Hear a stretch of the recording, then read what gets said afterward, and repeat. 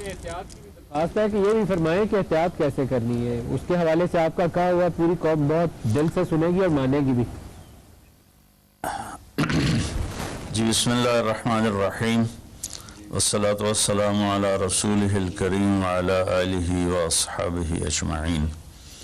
جہاں تک احتیاطی تدابیر کا تعلق ہے وہ تو بہت زیادہ ڈسکس ہو چکی ہیں اور بہت زیادہ اس کو میڈیا نے بھی ماشاءاللہ اس کو ابھارا ہے، اس کو نکھارا ہے اور اپنے اپنی جگہ پر ہر جگہ اس پر بحث ہو رہی ہے۔ یہ ہے، میں ایک چھوٹی سی حکایت سناتا ہوں۔ ہارون رشید کا والد تھا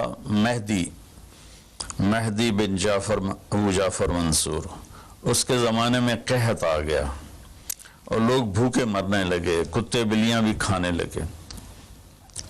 تو مہدی رات کو لیٹا ہوا تھا تو ایک خادم اسے دبا رہا تھا، تو اس نے اپنے خادم سے کہا کہ کوئی کہانی سناؤ، میں بہت دکھی ہوں رعایا کے لیے۔ اس نے کہا امیر المومنین، ایک لومڑی جا رہی تھی سفر پہ تو بیٹے کو لے گئی شیر کے پاس کہ تو بادشاہ ہے، اس کو اپنے پاس رکھ لے امانت۔ اس نے کہا ٹھیک۔ اس نے اس کو اپنے کندھوں پہ بٹھا لیا اور لیے پھرتا تھا۔ ایک دن عقاب کی نظر پڑی تو اس نے جھپٹا مارا اور اٹھا کے لے گیا۔ لومڑی واپس آئی، اس نے آ کر کہا بادشاہ سلامت، میرا بچہ کا وہ تو عقاب لے گیا، کہ میں تو آپ کے حوالے کر کے گئی تھی۔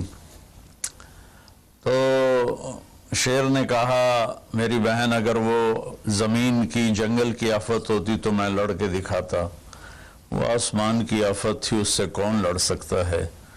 تو پھر اس نے کہا امیر المومنین، یہ قحط اگر زمین کی آفت ہوتی تو آپ لڑتے، تو اوپر سے آئی آفت ہے، اس سے بات کرو جو اوپر والا ہے تو کام بن جائے گا۔ اس وقت کی ساری جو تھی ایگریکلچر زراعت وہ ساری بارش پر تھی، تو اس نے اسی سے ہی لوٹا مسلح منگوا کے وضو کیا، مسلح پہ کھڑا ہوا، سجدے میں سر رکھا اور اتنا رویا کہ سارا مسلح بھیگ گیا۔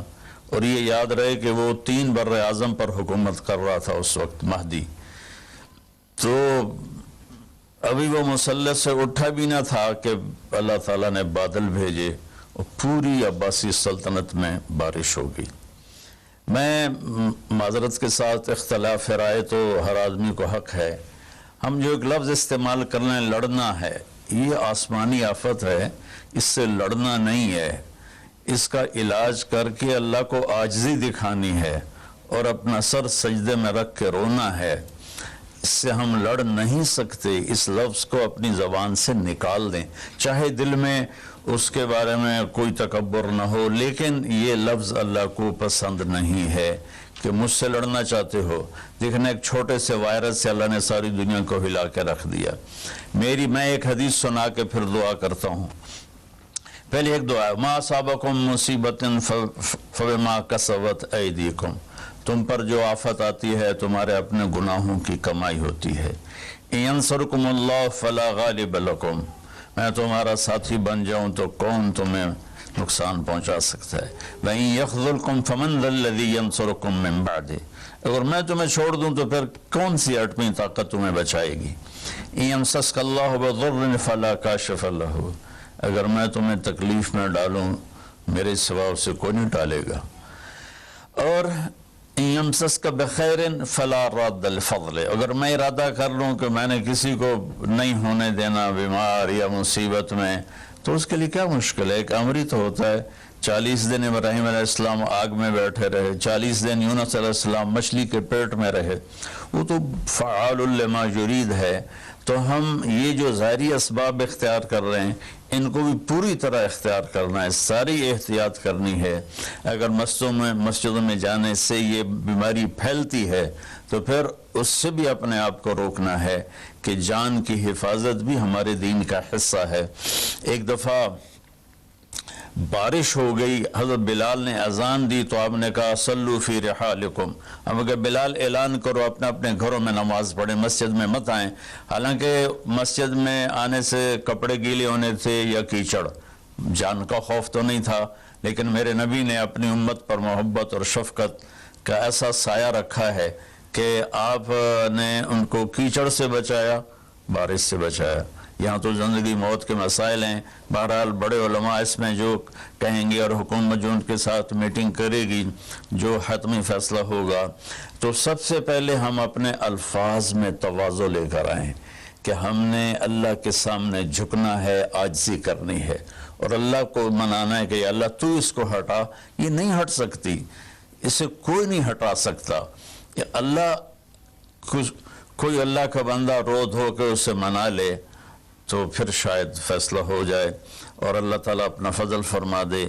ایک حدیث پہ اگر عمل ہو جائے تو مجھے اللہ کی قسم کھا کر میں کہتا ہوں یہ کورونا کا پتہ ہی نہیں چلے گا کہاں گیا۔ صرف ایک حدیث، میرے نبی نے فرمایا 4 باتیں مجھ سے لے لو، پھر دنیا بھی تمہاری ہے، آخرت بھی تمہاری ہے۔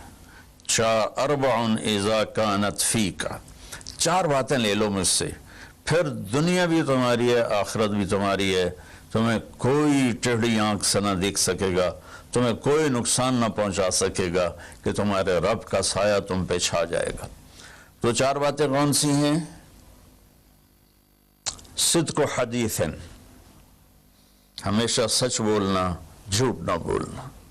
اب مجھے بتائیں، سارے یہ اینکرز بیٹھے ہیں، سارے ہمارے وزیر اعظم بیٹھے ہوئے ہیں، ہم کتنا جھوٹ بول رہے ہیں، ہم کس قدر جھوٹی قوم ہیں۔ ہم اس جھوٹ کے ساتھ اللہ کی بارگاہ میں کوئی مقام نہیں لے سکتے۔ تو میرے نبی نے پہلی بات فرمائی صدق و حدیث، سچ بولنا۔ دوسری بات فرمایا حفظ و امانت، کبھی کسی کو دھوکہ نہ دینا۔ یہ میرے نبی نے فرمایا میرا امتی ہر گناہ کر سکتا ہے، 2 کبھی نہیں کرے گا، ایک جھوٹ کبھی نہیں بولے گا، ایک دھوکہ کبھی نہیں دے گا۔ تو وزیر اعظم صاحب آپ اکیلے ہیں، دیانتدار ہیں، اللہ سے رونے دھونے والے ہیں، مانگنے والے ہیں، لیکن 22 کروڑ لوگوں میں سچے کتنے ہیں؟ 22 کروڑ لوگوں میں دیانتدار کتنے ہیں؟ ایک بہت بڑے چینل، میں ہاتھ جوڑ کے اینکر بیٹھے ہیں، معافی مانگ کے بات کر رہا ہوں، ایک بہت بڑے چینل کے مالک نے مجھ سے کہا کوئی نصیحت کرے، میں نے کہا چینل سے جھوٹ ختم کر دو۔ کہا پھر چینل ختم ہو سکتا ہے، جھوٹ نہیں ختم ہو سکتا۔ تو جہاں جس کو، یہ صرف پاکستان کی بات نہیں، پوری دنیا کا میڈیا جھوٹا ہے اور سب سے زیادہ جھوٹ بولا جاتا ہے، اور میرے رب کو، میرے نبی کو جھوٹ سے نفرت ہے۔ میرے نبی نے فرمایا پیاز کھا کے مسجد میں مت آؤ کہ فرشتوں کو تکلیف ہوتی ہے، بو ہوتی ہے، لیکن میرے نبی نے فرمایا جب کوئی مرد عورت جھوٹ بولتا ہے تو فرشتے اس کے منہ کی بدبو سے 3 میل دور بھاگ جاتے ہیں۔ تو جھوٹ اور خیانت کے ساتھ ہم کسی آفت کا مقابلہ نہیں کر سکتے۔ آپ نے فرمایا صدق و حدیث، حفظ و امانت، سچ بولنا چاہے جان چلی جائے، اور دھوکہ نہ دینا، مسلمان کسی کو دھوکہ نہیں دیتا ہے۔ تیسرا فرمایا حسن و خلیقت، اپنے اخلاق اچھے کرنا، اور اخلاق کا سب سے اونچا مقام حیا ہے۔ اب میں کیسے بات کروں؟ میرے دیش میں حیا کو کس نے تار تار کیا؟ میرے دیش کی بیٹیوں کو کون نچا رہا ہے؟ ان کے کپڑے لباس مختصر کون کروا رہا ہے؟ یہ کس کے گردن میں یہ گناہ ڈالوں؟ میں مجرم ہوں، میں نے اپنی قوم کو نہیں سمجھایا، میں اللہ سے معافی مانگتا ہوں۔ لیکن جب مسلمان کی بیٹی بے حیائی کی طرف چل پڑے اور نوجوان بے حیائی کی طرف چل پڑے تو اللہ کی رحمت، سب سے زیادہ عذاب قوم لوط پر آیا کہ وہ بے حیائی میں ساری باؤنڈریز کراس کر گئے تھے، تو اللہ تعالیٰ نے ان پر 5 عذاب بھیجے۔ 5، کسی قوم پہ 5 عذاب نہیں آئے، ایک ہی عذاب آتا تھا، ان پر 5 عذاب آئے۔ تو تیسری بات میرے نبی نے فرمائی ہے کہ حیا والے بنو، حیا والے بنو۔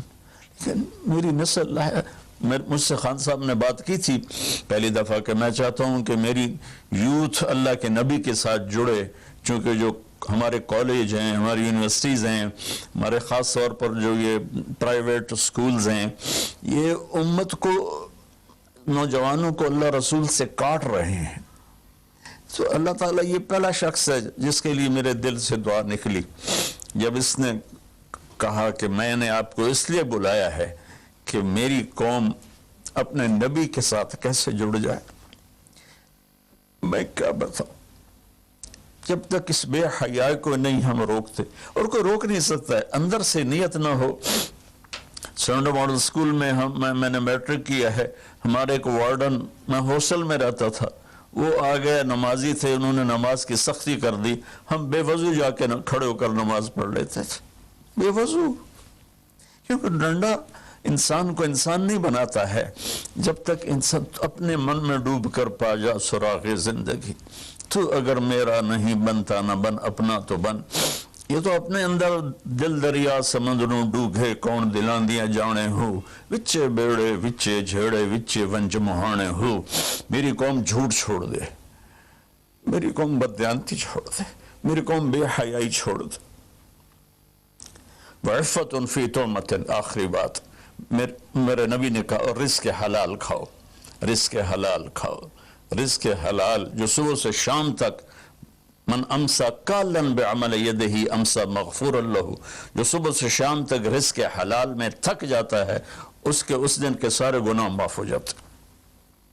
تو میں وزیر اعظم صاحب سے اپیل کروں گا کہ پوری قوم سے جیسے ڈونیشن مانگا ہے ایسی پوری قوم سے چلے. میں آپ کی طرف سے اپیل کرتا ہوں کہ کل یا آج رات رمضان کی آئے گی، ساری قوم 2 نفل پڑھے اپنے اپنے گھروں میں، اور ایک تسبیح لا الہ الا انت سبحانک انی کنت من الظالمین. جس کو یاد ہے پڑھ لے، جس کو نہیں یاد ہو استغفر اللہ کی ایک تسبیح پڑھ لے، اور پھر سب اللہ کے سامنے ہاتھ جوڑ کے معافی مانگے.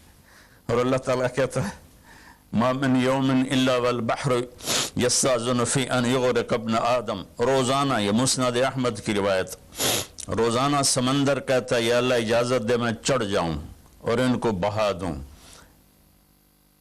والارض تستاذن فی ان تبتلعہ، زمین کہتی ہے اللہ مجھے اجازت دے میں ان بے حیاؤں کو نگل جاؤں، ان جھوٹوں کو، ان بدماشوں کو، اس مافیا کو میں نگل جاؤں. تو والملائکۃ تستاذن فی ان تعجلہ وتہلکہ، فرشتے اللہ سے کہتے ہیں یا اللہ تو ہمیں اجازت دے ہم ان کا صفایا کریں. میرا اللہ کہتا ہے دعو عبدی فانا اعلم بعبدی منکم، جاؤ جاؤ اپنا کام کرو، یہ میرا بندہ ہے اور میں جانوں میرا بندہ جانے. ان کان عبدکم وشانکم بہی، تمہارا بندہ ہے تو مار دو. ان کان عبدی فمنی ولی عبد، منی ولی عبد، اگر میرا ہے تو میں انتظار کروں گا، میں انتظار کروں گا. پچھلی قوموں میں ایک طوائف نے کتے کو پانی پلایا تو اللہ نے اس کی بخشش کر دی، معاف. ہم تو مائل بکرم ہیں، کوئی سائل ہی نہیں، کوئی مانگنے والا تو ہو. ان 4 چیزوں نے ہماری ہر چیز بکھیر دی، توڑ دی. کسی بھی قوم کے لیے جھوٹ، بددیانتی، بے حیائی اور رزق حرام یہ ان کو تباہ و برباد کر دیتا ہے. اور کوئی قوم سچائی، دیانتداری، پاک دامنی اور رزق حلال پر ہوگی تو اللہ کا سایہ ان پر چھا جائے گا اور دنیا کی کوئی طاقت ان کی طرف آنکھ اٹھا کر نہیں دیکھ سکتی. ہم تو اجڑے چمن کے مالی ہیں. عمران خان کو اجڑا چمن ملا ہے، کہاں تک آباد کر سکے گا، اللہ اس کی مدد کرے. چمن کے تخت پر جس دم شہ گل کا تجمل تھا، ہزاروں بلبلیں تھی باغ میں، ایک شور تھا، غل تھا. کھلی جب آنکھ نرگس سی، نہ تھا جز خار کچھ باقی. بتاتا باغ مارو رو، یہاں غنچہ یہاں گل تھا، یہاں غنچہ یہاں گل تھا. ابھی عمران صاحب نے یرموک کی اور قادسیہ کی بات کی. کتنے تھے؟ 30,000 تھے خالد ابن ولید کے کمانڈ میں، اور سامنے باہان جو تھا وہ 3 لاکھ کا لشکر لے کر آیا ہوا تھا.